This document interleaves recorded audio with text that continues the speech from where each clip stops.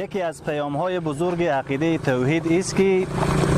هیچ چیزی بین زندگی ما و امور الله جل شأنه و سنت‌های جناب رسول الله صلی الله علیه و سلم هیچ چیزی فاصله ایجاد نکنه و هر چیز که فاصله ایجاد کرد او مقام الوهیت و نبوت گرفته و هیچ محبت ما را از محبت الله جل شأنه و رسول صلی الله علیه و سلم غافل نسازد و هیچ قانون و دستور و سیاست و نظام و حاکمیتی ما را از حدود الله جل شأنه و از نظام رسول الله صلی الله علیه و صحابه جدا نسازد. پس هر حکمی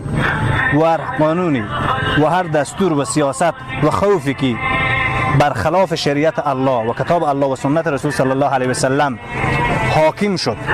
همان ما به او حشر میشیم و او را به درجه معبودیت و الوهیت نعوذ بالله تعظیم کردیم.